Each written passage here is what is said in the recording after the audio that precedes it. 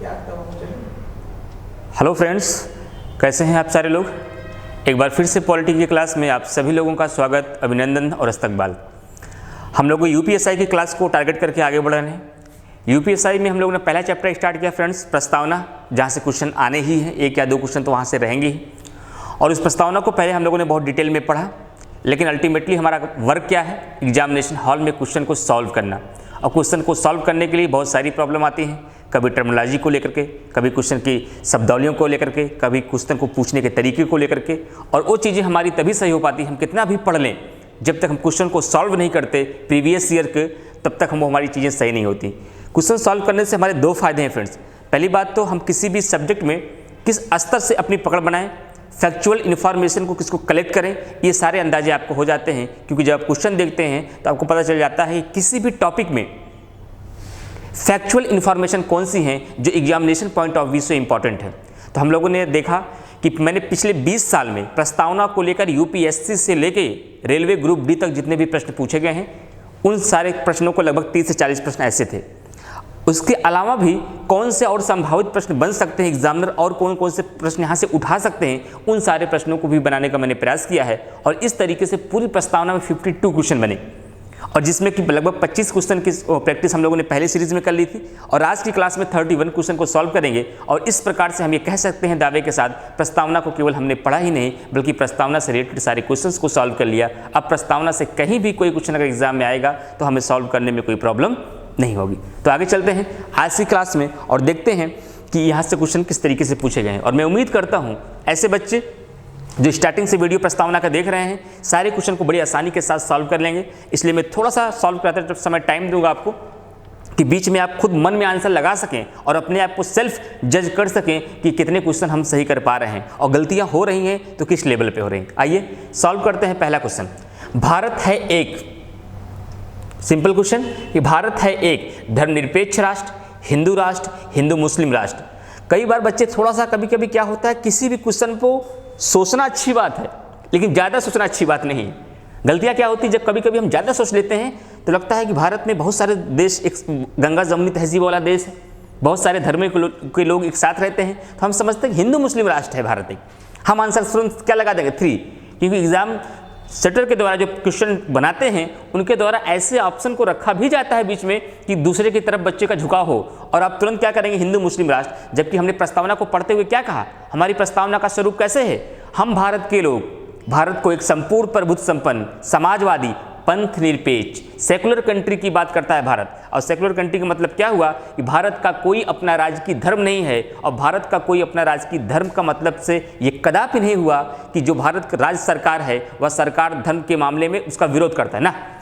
सरकार न तो उसका विरोध करता है और न ही उसका समर्थन करती है, बल्कि धर्म के मामले में वो क्या है, तटस्थ है। इसलिए मेरा आंसर क्या होगा, धर्मनिरपेक्ष राष्ट्र। क्या होगा आंसर फ्रेंड्स, धर्मनिरपेक्ष राष्ट्र। ये था हमारा पहला आंसर। उम्मीद करते हैं आराम से आप लोगों ने आंसर दे दिया होगा। कोशिश किया करिए जब क्वेश्चन पढ़ते रहें तब भी आप आंसर दे लिया करिए। दूसरा क्वेश्चन उसी से रिलेटेड थोड़ा सा घुमाया गया है। यूपी कांस्टेबल 2014 में प्रश्न पूछा गया है, धर्मनिरपेक्षता का अर्थ क्या है। अभी मैंने डिफिनेशन आपसे एक्सप्लेन किया। राज्य सरकार सभी धर्मों के खिलाफ है, नहीं, ऐसा नहीं। मैंने ये बात बताई, अभी एक्सप्लेन करते हुए ये बात मैंने बताई आपको। राज्य सरकार द्वारा एक धर्म को स्वीकार किया गया, नहीं। राज्य सरकार द्वारा किसी धर्म को स्वीकार नहीं कर सकता, ये बिल्कुल सही बात है। धर्मनिरपेक्षता का मतलब ही हुआ कि राज्य के द्वारा किसी भी धर्म को स्वीकार नहीं किया जाता है। और यहाँ पे पूछा क्या जा रहा है, धर्मनिरपेक्षता का अर्थ क्या है। ये कॉन्सेप्ट लेवल के प्रश्न है, ये फैक्चुअल इंफॉर्मेशन नहीं है। ये नहीं पूछा गया कि जवाहरलाल नेहरू ने उद्देश्य प्रस्ताव कब प्रस्तुत किया, संविधान सभा ने उद्देश्य प्रस्ताव को कब स्वीकार किया। इसे बोलते हैं फैक्चुअल इंफॉर्मेशन, कंटेंट वाले क्वेश्चन। लेकिन ये क्वेश्चन क्या है, ये क्वेश्चन आपके कॉन्सेप्ट लेवल पे होते हैं, और कॉन्सेप्ट लेवल के प्रश्न को अगर आपने सही किया तो आपको सिलेक्शन से कोई नहीं रोक सकता। आपको ऐसे प्रश्नों को सही करना होगा अगर आपको सेलेक्ट होना है फ्रेंड्स। तो और ऐसे प्रश्नों को सही करने के लिए और कॉन्सेप्ट लेवल पे हमें अध्ययन करना पड़ेगा। अब मेरा आंसर क्या हुआ, राज्य सरकार द्वारा किसी धर्म को स्वीकार नहीं करता, ये धर्मनिरपेक्षता का अर्थ है। आगे चलते हैं नेक्स्ट क्वेश्चन, क्वेश्चन नंबर 3 की तरफ।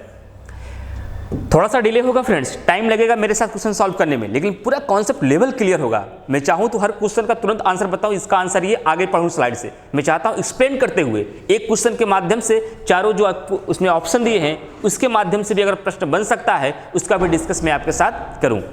प्रश्न पूछा गया है कि भारत एक धर्मनिरपेक्ष राज्य है, इसका मतलब है कि भारतीय राज्य क्या है, धर्म विरोधी नागरिकों का समर्थन करता है, बहुसंख्यक समुदाय के धर्म का समर्थन करता है, या अल्पसंख्यक समुदाय के धर्म का समर्थन करता है, या किसी निश्चित धर्म का समर्थन यहाँ होना चाहिए। टाइपिंग में मिस्टेक है फ्रेंड्स, ये ऑप्शन है कि किसी निश्चित धर्म का समर्थन नहीं करता है। भारत किसी निश्चित धर्म का समर्थन नहीं करता है, इसलिए भारत एक धर्मनिरपेक्ष राज्य है और इसका आंसर होगा 4। और ये आया हुआ प्रश्न है, RRB 2006 में आया है।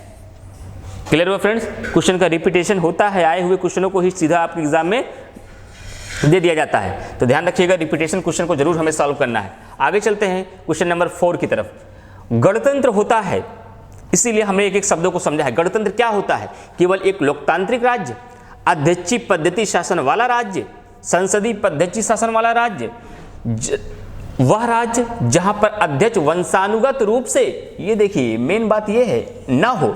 अगर ये ना शब्द नहीं होता तो फिर ये आंसर नहीं हो सकता था, क्योंकि अगर जब ना शब्द नहीं होता तो ये क्या कहलाता कि राज्य जहां पर अध्यक्ष वंशानुगत रूप से हो, तब तो ऐसा गणराज्य कहलाएगा ही नहीं, ऐसा देश गणराज्य नहीं हो सकता।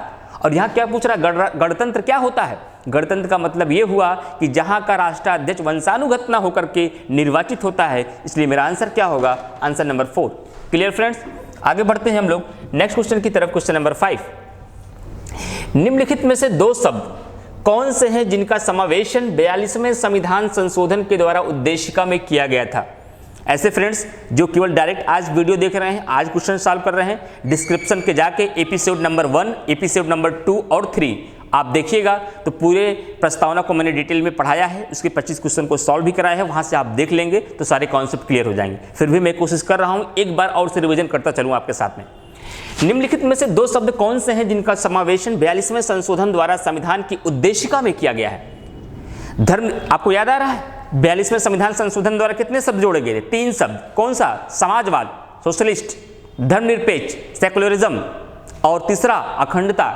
इन 3 शब्दों को जोड़ा गया था। जरा देखिए समाजवाद और धर्मनिरपेक्ष कहाँ है? समाजवादी और धर्मनिरपेक्षता ऑप्शन नंबर 3 में है, इसलिए मेरा क्या होगा, आंसर 3 होगा। क्लियर हुआ फ्रेंड्स? आगे चलते हैं क्वेश्चन नंबर 6 की तरफ।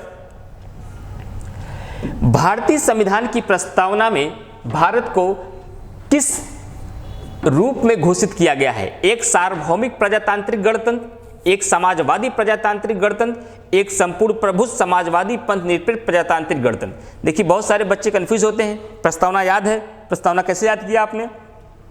संपूर्ण प्रभुत्व संपन्न, समाजवादी, पंथ निरपेक्ष, लोकतंत्रात्मक गणराज्य। लेकिन थोड़ा सा दायरा खोलिए, एकदम हमें रटना नहीं है, बल्कि थोड़ा सा इधर उधर प्रश्न घुमाता है तो हम अपने आप करेक्ट कर लेंगे। अगर आप सिर्फ दिमाग में यही है लोकतांत्रिक, अरे लोक का मतलब क्या हुआ, जन, जन का मतलब प्रजा, प्रजातांत्रिक, लोकतांत्रिक को प्रजातांत्रिक भी कहा जाता है। तो संपूर्ण प्रभुत्व संपन्न, समाजवादी, पंथ निरपेक्ष। पंथ निरपेक्ष जगह यहाँ क्या कहा गया, धर्मनिरपेक्ष, और लोकतंत्रात्मक की जगह क्या कहा गया, प्रजातांत्रिक और गणराज्य। इसलिए मेरा सही जो भारत किस रूप में घोषित किया गया है, भारत एक संपूर्ण प्रभुत्व संपन्न, समाजवादी, पंथ निरपेक्ष और लोकतंत्रात्मक गणराज्य के रूप में घोषित किया गया है। और प्रस्तावना को पढ़ाते समय जब मैंने प्रस्तावना के स्वरूप को बताया था कि कैसा स्वरूप हमारे संविधान का होगा, ये प्रस्तावना में उल्लिखित है, वहाँ इन बातों का डिस्कस डिटेल में मैंने आपसे किया था। जिनको कन्फ्यूजन होगा, एपिसोड नंबर 2 का वीडियो यूट्यूब पर है, वहाँ पर आप लोग देख सकते हैं। आगे चलते हैं क्वेश्चन नंबर 7। निम्नलिखित में से कौन सा शब्द भारत के संविधान की उद्देशिका में नहीं है? जरा देखते हैं। समाजवादी बिल्कुल है, 42वें संविधान संशोधन के द्वारा जोड़ा गया है। पंथ निरपेक्ष ये भी है। संपूर्ण प्रभुत्व संपन्न, सोवरेनिटी ये भी है। लोक कल्याण की बात नहीं की गई है। कल्याणकारी राज्य की स्थापना की बात नीति निर्देशक तत्व DPSP में किया गया है, directive principle of state policy में। और यहाँ प्रश्न पूछा जा रहा है कि निम्नलिखित में से कौन सा शब्द भारत के संविधान की उद्देशिका में नहीं है? और मैंने आपको सिखाया है कि प्रस्तावना को उद्देशिका भी कहा जाता है। सिर्फ आप प्रस्तावना ही जानेंगे, सोचेंगे हमने तो उद्देशिका तो पढ़ा ही नहीं, उद्देशिका में किसकी बात कर रहा है? उसी प्रस्तावना को उद्देशिका भी कहते हैं। और उद्देशिका क्यों कहते हैं? क्योंकि 13 दिसंबर 1946 को जवाहरलाल नेहरू ने संविधान सभा के समक्ष एक उद्देश्य प्रस्ताव प्रस्तुत किया, और उसी उद्देश्य प्रस्ताव को संविधान सभा के द्वारा 22 जनवरी 1947 को स्वीकार किया गया। आगे बढ़ते हैं फ्रेंड्स हम लोग नेक्स्ट क्वेश्चन की तरफ। क्वेश्चन नंबर 8, कल्याणकारी राज्य का उद्देश्य क्या है? देखिए डायरेक्ट क्वेश्चन आ गया, थोड़ा सा कनेक्ट है प्रस्तावना से, इसलिए ऐसा प्रश्न यहां पूछा गया। यूपी सबऑर्डिनेट 2004 में आया है, लोअर पीसेस का प्रश्न है ये। कल्याणकारी राज्य का उद्देश्य क्या है? अधिकतम संख्या का अधिकतम कल्याण सुनिश्चित करना, कमजोर वर्गों के कल्याण के प्रबंधन करना, सभी नागरिकों को स्वास्थ्य सुविधाएं प्रदान करना, उपयुक्त में से कोई नहीं। जब हम लोग नीति निर्देशक तत्व पढ़ेंगे तो वहाँ बताएंगे नीति निर्देशक तत्वों का तात्पर्य यही हुआ कि कमजोर वर्गों के, वंचित तबकों के कल्याण की बात की जाए और उन्हें मुख्य धारा में लाया जाए। इसलिए कल्याणकारी राज्य का उद्देश्य क्या है? कमजोर वर्गों के कल्याण का प्रबंध करना। आगे चलते हैं हम लोग नेक्स्ट क्वेश्चन नंबर 9। भारत को एक गणराज्य मुख्य रूप से माना जाता है क्योंकि राष्ट्राध्यक्ष का चुनाव होता है। उसे 15 अगस्त 1947 को स्वतंत्रता मिली है। उसका अपना लिखित संविधान है। उसकी सरकार संसदीय प्रणाली के अनुसार है। उम्मीद करते हैं आपका आंसर आ चुका होगा। एसएससी 1999 में यह प्रश्न पूछा गया है कि भारत को एक गणराज्य मुख्य रूप से माना जाता है। क्यों? क्योंकि भारत का जो राष्ट्राध्यक्ष होता है उसका चुनाव होता है, वह अंशानुगत नहीं होता है। वहां पे क्या था? अभी जो पहले प्रश्न पूछा गया था वहां ऑप्शन में वंशानुगत वाली बात दिया कि जहां का राष्ट्राध्यक्ष वंशानुगत ना हो वह गणराज्य है, और यहाँ पे क्या कर रहा है? जहां का राष्ट्राध्यक्ष निर्वाचित हो। तो दोनों चीज़ों को आपको ध्यान रखना है, कहीं से भी फंसना नहीं है आपको, चाहे जिस तरीके से आपको एग्जाम में फंसाया जाए। जब कॉन्सेप्ट क्लियर है सारे प्रश्नों को बड़ी आसानी के साथ आप हैंडल कर लेंगे। आगे चलते हैं, इसका आंसर हो जाएगा आंसर नंबर 1। नेक्स्ट क्वेश्चन की तरफ बढ़ते हैं। Question number 10। किसी को कहीं भी कोई प्रॉब्लम है, अगर आपका कोई सुझाव भी है सर इस पॉलिटी में अगर ऐसा और कर दिया जाए तो हम लोगों को और सुविधाएं हो सकती हैं, तो कमेंट बॉक्स में कमेंट करके आप लोग ज़रूर बताएं। और अगर चीज़ें बेहतर चल रही हैं, समझ में आ रहा है, तरीका बेस्ट लग रहा है, तो इसको भी आप कमेंट करके बताइए कि नहीं सर सारी चीज़ें बहुत अच्छी चल रही हैं और समझ में आ रही हैं, ताकि हम भी अपने साथ आपकी ज़रूरतों, आपकी डिमांड के मुताबिक हम परिवर्तन कर सकें, क्योंकि हमें करना वही है जो आपको सूटेबल लगेगा। भारतीय संविधान की प्रस्तावना के सिलसिले में निम्नलिखित में से कौन सा क्रम सही है? बहुत बार ये बच्चे तो ये पूरा प्रश्न छोड़ के ही चल देते हैं। बिहार पीसीएस 1995 का प्रश्न है, ये बिहार पीसीएस में पूछा गया प्रश्न है। अब ये बच्चे कौन से बच्चे ये क्वेश्चन कर पाएंगे? जिनको प्रस्तावना याद है वही बच्चे ये प्रश्न कर पाएंगे। शुरुआत कहां से होती है? संपूर्ण प्रभुत्व संपन्न, समाजवादी, पंथ निरपेक्ष, लोकतंत्रात्मक गणराज्य। इसका मतलब गणराज्य सबसे लास्ट में होगा। यहाँ भी गणराज्य है, यहाँ भी गणराज्य है, यहाँ भी गणराज्य है। इसका मतलब ये तो कट गया क्योंकि सबसे लास्ट में गणराज्य होगा, यहाँ तो गणराज्य नहीं है। अब जरा सोचो गणराज्य से पहले क्या आता है? संपूर्ण प्रभुत्व संपन्न, समाजवादी, पंथ निरपेक्ष, लोकतंत्रात्मक। जरा ढूंढिए इन तीनों में गणराज्य के पहले लोकतंत्रात्मक कहाँ लिखा है? यहाँ पे धर्मनिरपेक्ष कट गया। ये तरीका होता है क्वेश्चन करने का फ्रेंड्स, ऐसे प्रश्न को टैकल किया जाता है। उसके बाद आपने फिर सोचा गणतंत्र के पहले सब कहाँ और लोकतंत्र, यहाँ समाजवादी, ये भी कट गया। तीनों कट गए, नहीं याद है प्रस्तावना, आगे के कुछ शब्दों में कन्फ्यूजन है, तब भी आपका आंसर 100% हो गया। हमारा आंसर 4 है। और यहाँ कन्फ्यूजन किस बात का है? तो आप मेरे से एक सवाल कर सकते हैं, सर लोकतंत्रात्मक तो यहाँ भी नहीं लिखा है, लेकिन आपको पता होना चाहिए लोक का मतलब क्या होता है? जन। जन का मतलब प्रजा। लोकतांत्रिक, प्रजातांत्रिक, जनवादी, तीनों एक बातें हैं। ऐसी ही शब्दावलियों में आपको फंसाया जाता है। और देखिए किस तरीके से आपने बड़ी आसानी से प्रश्न को कर लिया। आगे चलते हैं हम लोग नेक्स्ट क्वेश्चन नंबर 11 की तरफ। भारतीय संविधान में समवर्ती सूची किसके संविधान से ली गई है? फ्रेंड्स ये बाय मिस्टेक प्रस्तावना में टाइप हो गया है, SSC 2011 में आया है। जब प्रश्न आ ही गया है तो आंसर जान जाइए। ऑस्ट्रेलिया से लिया गया। समवर्ती सूची को कहाँ से लिया गया है? ऑस्ट्रेलिया से लिया गया है। जब हम लोग पढ़ेंगे संविधान के स्रोत तो वहाँ पे हम लोग डिटेल में सब चीज़ों को जानेंगे कि मूल अधिकार कहाँ से लिया गया है, मौलिक कर्तव्य कहाँ से लिया गया है, राष्ट्रपति का पद कहाँ से लिया गया है, संसदीय प्रणाली को कहाँ से लिया गया है, आपात उपबंध को कहाँ से लिया गया है, संविधान संशोधन को कहाँ से लिया गया है। इन सारी चीज़ों को हम लोग आगे टॉपिक में डिस्कस करेंगे। आगे चलते हैं नेक्स्ट क्वेश्चन की तरफ। Question number 12। भारत में लौकिक सार्वभौमिकता है क्योंकि संविधान की प्रस्तावना, देखिए बहुत सारे बच्चे आप गलती होती कहाँ है मैं आपको बताना चाहता हूँ। एक एक कमजोरियों पर, एक एक ब्रेकर पे मैं थोड़ा सा आपको वहाँ पर बिल्कुल एकदम केयरफुल बना देना चाहता हूँ आपको मैं। यहाँ पूछा गया कि भारत में लौकिक सार्वभौमिकता। बहुत सारे बच्चे जैसे ये टर्मिनोलॉजी आगे आई क्वेश्चन को छोड़ दिए, ना ये कोई नया प्रश्न आ गया, नेगेटिव मार्किंग है, नहीं करना है मुझे इसे। यहाँ पे लिखा है भारत में एक लौकिक सार्वभौमिकता है, छोड़ देते हैं। ये नहीं समझ पाए कोई बात नहीं, आगे तो आइए, हो सकता है कोई आसान शब्द दिया हो जहाँ से आपको क्लू मिल जाए। और जैसे ही आप आगे बढ़े देखते क्या है, क्या लिखा है, क्योंकि संविधान की प्रस्तावना प्रारंभ होती है। बिल्कुल ईजी हो गया। अरे आपको सिर्फ इतना बताना है कि संविधान की प्रस्तावना किससे शुरू होती है? Be the people of India, हम भारत के लोग से शुरू होती है। इसलिए आंसर हो जाएगा हम भारत के लोग। एकदम क्लियर हो रहा है फ्रेंड्स। आगे बढ़ते हैं हम लोग नेक्स्ट क्वेश्चन की तरफ। Question number 13। भारतीय संविधान की प्रस्तावना पर किस क्रांति का प्रभाव नहीं झलकता? बहुत ही अच्छा प्रश्न। जितनी भी क्रांति का प्रभाव है, आपको पता है कि रूस की क्रांति का प्रभाव है क्योंकि सामाजिक आर्थिक राजनीतिक न्याय को लिया गया है। फ्रांस की क्रांति का प्रभाव क्योंकि वहां से हमने स्वतंत्रता, समता और बंधुता जैसे शब्द को लिया है। प्रस्तावना से का प्रभाव हमारे प्रस्तावना पर है क्योंकि हमने वहीं से प्रस्तावना को लिया ही है। ऑस्ट्रेलिया का भी प्रभाव है क्योंकि ऑस्ट्रेलिया से हमने प्रस्तावना की भाषा को लिया है। तो चेक कर लीजिए इसमें से कौन सा एक ऐसा नया आया जिसका नाम आपने नहीं सुना। फ्रांसीसी क्रांति, ये भी आपने सुना। अमेरिकी क्रांति, इसका भी प्रभाव। बोल्शेविक क्रांति की मतलब कि रूस, सोवियत संघ की बात हो रही। 1917, यहाँ से नहीं पकड़ पाते तो यहाँ से पकड़ लेते आप। 1917 मैंने बताया है रूस की क्रांति आपको। और लास्ट में है चीन की क्रांति 1912। चीन की क्रांति का प्रभाव हमारी प्रस्तावना, हमारी प्रियम्बल, हमारे उद्देशिका के ऊपर नहीं झलकता। इसलिए मेरा आंसर क्या होगा? Answer number 4। आगे बढ़ते हैं हम लोग नेक्स्ट क्वेश्चन नंबर 14 की तरफ। संविधान के अंतर्गत भारतीय लोकतंत्र के आदर्शों को हम कहाँ देख पाते हैं? देश है, मिस्टेक है थोड़ा सा। कहाँ देख पाते हैं? क्या सिखाई थी मैंने जब प्रस्तावना की परिभाषा बताई थी? प्रस्तावना क्या है? What is the preamble? प्रस्तावना हमारे विस्तृत संविधान का संक्षिप्त रूप है।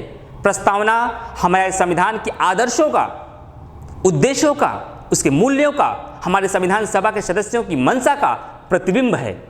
और प्रश्न क्या पूछा जा रहा है कि संविधान के अंतर्गत भारतीय लोकतंत्र के आदर्शों को हम कहाँ देखते हैं? तो इसके आदर्शों को हम प्रस्तावना में देखते हैं। ये बात आपको मैंने परिभाषा में ही बताई थी। एकदम क्लियर हो रहा है फ्रेंड्स? आगे बढ़ते हैं हम लोग नेक्स्ट क्वेश्चन की तरफ। Question number 15। 42वें संविधान संशोधन 1976 के द्वारा प्रस्तावना में किस शब्द को नहीं जोड़ा गया था? 3 शब्द को जोड़ा गया था। कौन कौन सा? धर्मनिरपेक्षता, समाजवादी, एकता और अखंडता। अखंडता शब्द को जोड़ा गया था, लेकिन गुट निरपेक्ष शब्द को यहां पर नहीं जोड़ा गया था। और प्रश्न है क्या नहीं? ये शब्द को ध्यान रखिएगा। नहीं मिस्टेक किया तो ए आंसर मान के आप आगे बढ़ जाएंगे। इसलिए मैं कहता हूं केयरफुली क्वेश्चन को पढ़ो, क्योंकि जितने दिन हमने मेहनत की है उसको हमको कितने दिन में प्रदर्शित करना है? केवल उस 40 मिनट में। तो उस 40 मिनट में, आधे घंटे में, जो भी समय हमें निश्चित रूप से दिया गया है, उस समय अगर हम थोड़ा सा भी लापरवाही और जल्दबाजी करते हैं तो हमारे पूरे करियर को बाधित करता है, हमारे 1 साल के समय को लॉस करता है। तो हमने पीछे 8 से 9 महीने की मेहनत की है, तो हमारा क्या नैतिक दायित्व बनता है कि एग्जामिनेशन हॉल पे हमारा कंसंट्रेशन लेवल किसी भी हाल में गड़बड़ नहीं होना चाहिए। क्लियर हुआ फ्रेंड्स? आगे बढ़ते हैं हम लोग नेक्स्ट क्वेश्चन नंबर 16 की तरफ। बहुत ही अच्छा क्वेश्चन है फ्रेंड्स। भारतीय संविधान की प्रस्तावना के बारे में कौन सा कथन सही है? कॉन्सेप्ट लेवल का प्रश्न है, ये फैक्चुअल इंफॉर्मेशन नहीं है। कॉन्सेप्ट क्लियर है और आसानी से आप जवाब दे सकते हैं। समाजवादी धर्मनिरपेक्ष शब्द 1950 में लागू संविधान के अंग थे। क्या आपको याद आ रहा है कि हमारी प्रस्तावना में कितनी बार संशोधन किया गया है? केवल 1 बार। कौन सा संशोधन? 42वें संविधान संशोधन। उसके तहत कितने शब्दों को जोड़ा गया था? 3 शब्दों का। कौन सा? समाजवाद, सोशलिस्ट, धर्मनिरपेक्ष, सेकुलरिज्म, और तीसरा शब्द अखंडता। और यहां प्रश्न क्या कर रहा है? स्टेटमेंट को पढ़िए आप। समाजवादी धर्मनिरपेक्ष शब्द 1950 में लागू संविधान के अंग थे। कहां अंग थे? इन्हें तो 1976 में जोड़ा गया है। इसलिए ये पहला स्टेटमेंट गलत और असत्य नहीं पूछा। यहां आप सर्कल किए रहिए, गलतियां यहां से होती हैं आपसे। पूछ हमसे ये रहा है कि निम्नलिखित स्टेटमेंट से कौन सा स्टेटमेंट सही है? ये यूपीएससी 2014 का प्रश्न है फ्रेंड्स, यूपीएससी 2014 का प्रश्न। लेकिन ऐसा कुछ भी नहीं है कि आप इस प्रश्नों को आसानी से टैकल नहीं कर सकते। दूसरा प्रश्न है उक्त शब्द। अब देखिए कैसे फंसाने का प्रयास कर रहा है। अगर आपने शब्दावलियों में हल्का सा फंसे तो गए आप। लिखा है उक्त शब्द, उक्त का मतलब है उपरोक्त शब्द 1976 में संशोधन द्वारा जोड़े गए। तो बहुत बार बच्चे सोच रहे हैं उपरोक्त को कहां देखें? यहां पे देखना है कि यहां पे देखना है? प्रश्न की तकनीकी को देखिए। यूपीएससी से सवाल कर रहा है आपसे, वो जो दूसरा स्टेटमेंट दे रहा है उसका सार पहले स्टेटमेंट में है। वहां पूछा जा रहा है कि उक्त शब्द 1976 में संशोधन द्वारा जोड़े गए। यही तो कॉन्सेप्ट मैंने बताया आपको कि समाजवाद, धर्मनिरपेक्ष और अखंडता जैसे शब्द को 42वें संविधान संशोधन 1976 के द्वारा जोड़ा गया है। इसलिए मेरा दूसरा स्टेटमेंट सही हो गया। क्लियर हुआ फ्रेंड्स? कोई कंफ्यूजन यहां तक आपको? आगे चलते हैं हम लोग नेक्स्ट क्वेश्चन नंबर 17 की तरफ।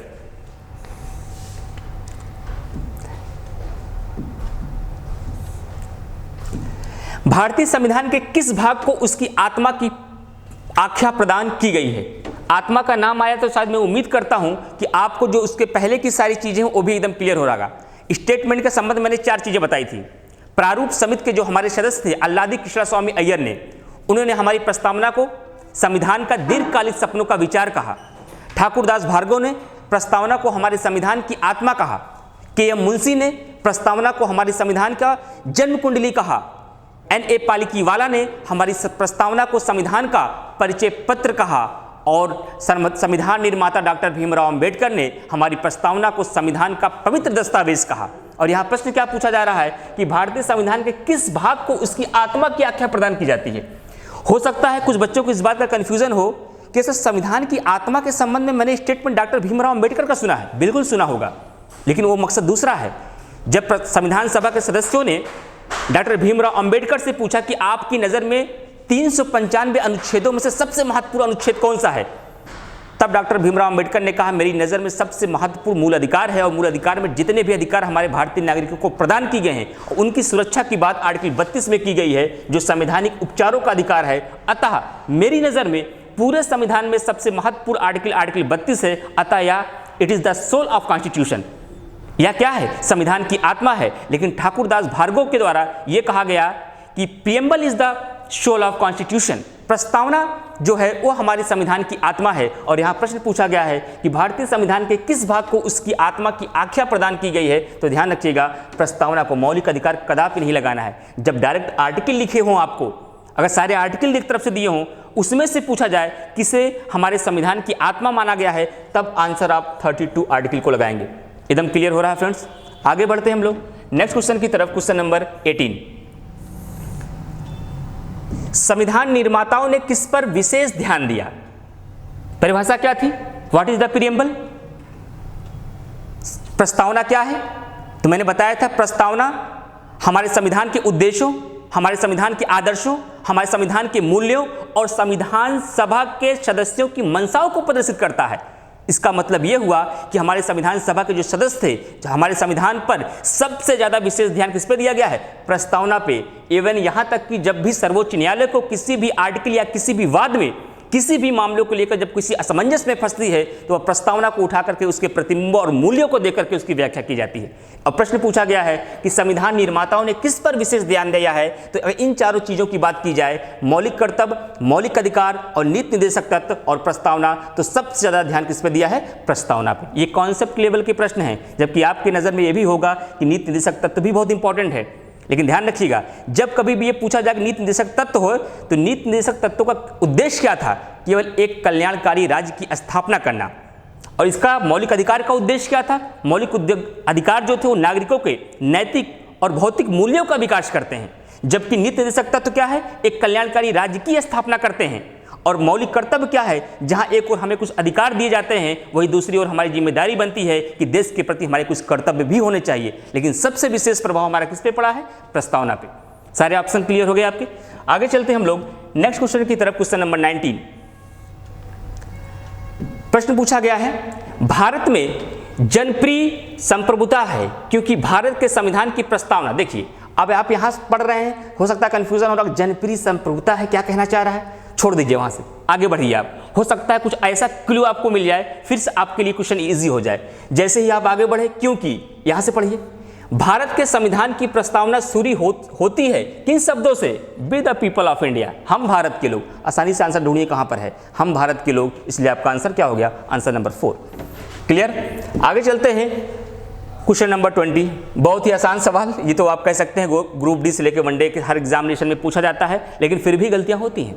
गलतियां क्यों होती हैं, यहाँ कुल मिलाकर 6 टर्मोलॉजी है और उन 6 टर्मोलॉजी के 2 आंसर हैं और उसी टर्मोलॉजी में बच्चे फंसते हैं। अभी मैं आपसे सवाल करता हूँ, शायद कन्फ्यूजन आपको भी होने लगेगा। अगर आपसे कोई सवाल करे, हमारा संविधान बनकर कब तैयार हुआ, हमारा संविधान कब लागू हुआ, हमारा संविधान कब पारित हुआ, हमारा संविधान कब अंगीकृत हुआ, हमारा संविधान कब आत्मार्पित हुआ, हमारा संविधान कब अधिनियमित हुआ, हमारा संविधान कब आविर्भाव हुआ और हमारा संविधान कब क्रियान्वित हुआ, जितने भी टर्मोलॉजी मैंने आपसे डिस्कस किए, सारे टर्मोलॉजी पे प्रश्न बन चुके हैं। आप प्रीवियस ईयर के क्वेश्चन को उठा के देखिए।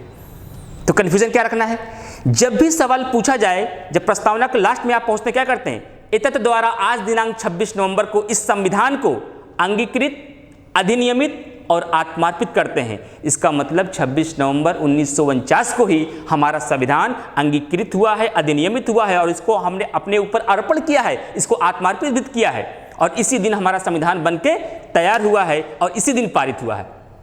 तो सवाल उठता है 26 जनवरी 1950 आंसर कब लगाएंगे? जब तक आपसे ये न पूछा जाए कि हमारा संविधान लागू कब हुआ या फिर हमारा संविधान क्रियान्वित कब हुआ। और यूपीएससी ने, आईएएस ने एक टर्मिनोलॉजी का और प्रयोग किया कि हमारा संविधान आविर्भाव कब हुआ। तो हमारा संविधान आविर्भाव, क्रियान्वित और लागू 26 जनवरी 1950 को हुआ है, जबकि हमारा संविधान अंगीकृत, अधिनियमित, आत्मार्पित और बनकर तैयार कब हुआ है? 26 नवंबर 1950 को। और जहाँ प्रश्न क्या पूछा गया है, लागू कब हुआ, तो इसका आंसर होगा 26 जनवरी 1950। इधर कॉन्सेप्ट सारे क्लियर हो गए, जितनी भी गुत्थियां थी इस पूरे प्रश्न की वो मैंने आपको सुलझा दी। आगे चलते हैं नेक्स्ट क्वेश्चन की तरफ। क्वेश्चन नंबर 21,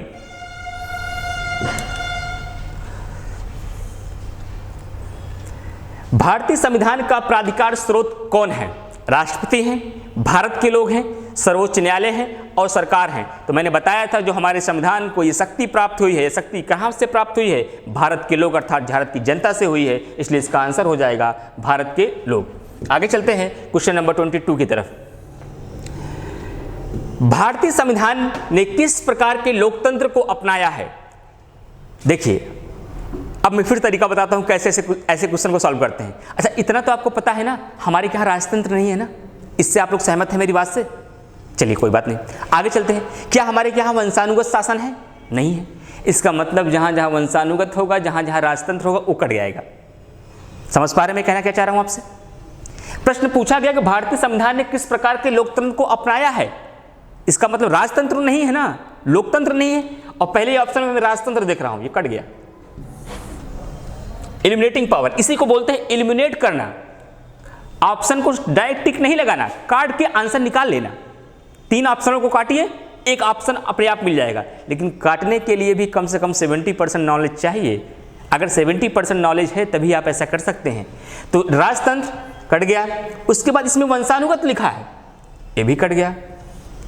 अब देखिए यहां फिर राजतंत्र आया, ये भी कट गया। नहीं जानते, आंसर मेरा हो गया चौथा। और जाहिर सी बात है मेरा देश एक लोकतांत्रिक देश है और गणराज्य है, इन दोनों शब्दों का प्रयोग हमारी प्रस्तावना में किया गया है। We are a democratic and republic country, इसलिए मेरा आंसर क्या होगा? Answer number 4। आगे चलते हैं क्वेश्चन नंबर 23 की तरफ। भारतीय संविधान की प्रस्तावना में जिन आदर्शों एवं उद्देश्यों की रूपरेखा दी गई है उनकी आगे व्याख्या कहां की गई? बहुत ही अच्छा प्रश्न, यूपीपीएससी मेंस 2004 में यह प्रश्न पूछा गया। मैंने बताया था कि हमारी प्रस्तावना में सामाजिक, आर्थिक, राजनीतिक 3 प्रकार के न्याय की बात की गई है और यही 3 प्रकार के न्याय आगे चलकर हमें नीति निर्देशक तत्व के आर्टिकल 38 में मिलते हैं। इसका मतलब हमारी प्रस्तावना का उल्लेख आगे चलकर नीति निर्देशक तत्व में किया गया है। यहां तक क्लियर हो रहा है? दूसरी बात, हमारी प्रस्तावना में 5 प्रकार की स्वतंत्रता है, विचार, अभिव्यक्ति, विश्वास, धर्म और उपासना की। और आगे चल के हम मूल अधिकार में देखते हैं आर्टिकल 19 में बहुत विस्तार से हमें 6 प्रकार की स्वतंत्रता का उल्लेख किया गया है। इसका मतलब प्रस्तावना में उल्लिखित शब्दों का उल्लेख आगे मूल अधिकारों में भी किया गया है। और हमारी प्रस्तावना में उल्लिखित शब्द एकता और अखंडता की बात आगे चलकर 51 का और भाग 4 का में, जिसे सरदार सरोवर सिंह की सिफारिश पर हमारे संविधान का हिस्सा बनाया गया था, 42वें संविधान संशोधन के द्वारा मूल कर्तव्य को, जिसको हमने रशिया के संविधान से लिया था, पूर्व सोवियत संघ के संविधान से लिया था, उसमें एकता और अखंडता की बात की गई है। इसका मतलब यह भी हुआ कि हमारी प्रस्तावना में उल्लिखित एकता और अखंडता की बात आगे चलकर मूल कर्तव्य में की गई है। इसका पूरा जो सार निकला वो क्या निकला कि हमारे प्रस्तावना में जिन शब्दों का प्रयोग किया गया है उसका आगे प्रयोग मूल अधिकार, नीति निर्देशक तत्व और मौलिक कर्तव्य में किया गया है। और प्रश्न पूछा जा रहा है कि भारतीय संविधान की प्रस्तावना में जिन आदर्शों एवं उद्देश्यों की रूपरेखा दी गई है उनकी आगे व्याख्या कहाँ की गई है? तो मूल अधिकार, राज्य के नीति निर्देशक सिद्धांत व मूल कर्तव्यों में की गई। एकदम क्लियर हो रहा फ्रेंड्स? आगे चलते हैं हम लोग नेक्स्ट क्वेश्चन की तरफ। क्वेश्चन नंबर 24, भारतीय संविधान को संविधान सभा द्वारा अंगीकृत किया गया। देखिए अब इस शब्द को ध्यान दीजिए, मैंने सारे टर्मिनोलॉजी बता दिए हैं, तुरंत आंसर आपका हो जाएगा 26 नवंबर 1949। क्लियर हुआ फ्रेंड्स? आगे चलते हैं क्वेश्चन नंबर 25 की तरफ। भारत का संविधान पूर्ण रूप से तैयार हुआ है, ये भी टर्मिनोलॉजी सिखाया है, सारे आए हुए प्रश्न हैं। यूपीपीएससी पीसीएस के एग्जाम में 2002 में भी पूछा गया, 2010 में। लेकिन आप बड़ी ऐसा आपको लग रहा है सर ऐसे आसान सवाल पीसीएस में पूछे जाते हैं, ऐसे ही पूछे जाते हैं, सवाल टफ नहीं होते हैं। आपका नॉलेज, आपकी मेहनत किसी भी क्वेश्चन को इजी और टफ बनाती है। जब आपको आएगा तो आईएएस का भी पेपर आपको इजी लगेगा, नहीं आएगा तो ग्रुप डी का भी पेपर आपके लिए आईएएस का पेपर बन जाएगा। तो इसका आंसर क्या हुआ कि भारत का संविधान पूर्ण रूप से तैयार हुआ 26 जनवरी 1950 को। आगे चलते हैं क्वेश्चन नंबर 26 की तरफ। भारतीय संविधान कब अंगीकार किया गया था? तो कब अंगीकृत हुआ था? तो आपको पता है 26 नवंबर 1949। कितने प्रश्न इसमें बन, आरआरबी, एमडीएस 2004, सीएम 2004 में ये प्रश्न पूछा गया। आगे चलते हैं क्वेश्चन नंबर 27 की तरफ। निम्नलिखित में से किस तिथि को भारतीय संविधान लागू किया गया? फिर से लागू की बात आई है। जीजी 2004, 2006, 2005, एएसएम, आरआरबी में ये प्रश्न आया। तो 26 जनवरी 1950 क्या पूछा गया? ध्यान देना है, लागू किया गया 26 जनवरी 1950। आगे चलते हैं क्वेश्चन नंबर 28 की तरफ। किस वर्ष भारत को एक प्रभुत्व संपन्न प्रजातांत्रिक गणराज्य बना? तो कब बना? जब हमारा संविधान लागू हुआ। लागू कब हुआ? 26 जनवरी 1950। देखिए 1950 ऑप्शन में है, इसलिए मेरा आंसर हो जाएगा आंसर नंबर 4। क्लियर हो रहा है एकदम? आगे चलते हैं क्वेश्चन नंबर 29 की तरफ। संविधान के उद्देश्य का प्रस्तावना को संशोधन कितनी बार किया गया है? केवल एक बार। कौन सा फ्रेंड्स? 42वां संविधान संशोधन 1976। कितने शब्द? 3, समाजवाद, पंथनिरपेक्ष और अखंडता। इसलिए इसका आंसर होगा आंसर 3। आगे चलते हैं नेक्स्ट क्वेश्चन की तरफ। Question number 30। संविधान की प्रस्तावना सभी भारतीय नागरिकों को निम्नलिखित में से कौन सा एक उपलब्ध कराने का वायदा नहीं करती है? गोला करिए तुरंत, गलतियां नहीं होनी है। सामाजिक न्याय ये तो करती है, ये आंसर नहीं हो सकता।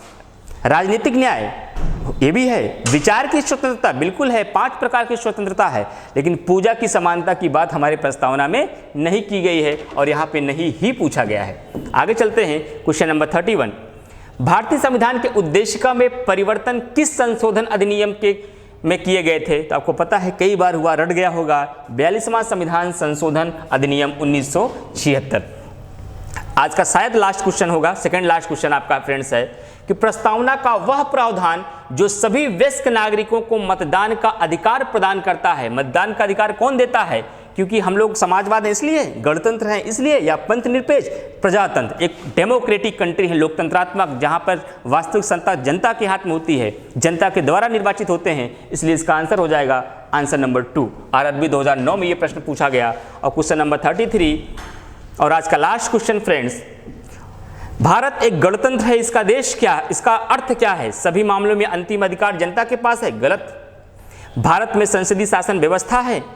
भारत में वंशानुगत शासक नहीं है, शासक नहीं, शासन नहीं है। तो भारत में वंशानुगत शासन नहीं है, इसलिए भारत एक गणतंत्र है और गणतंत्र का अर्थ यही होता है।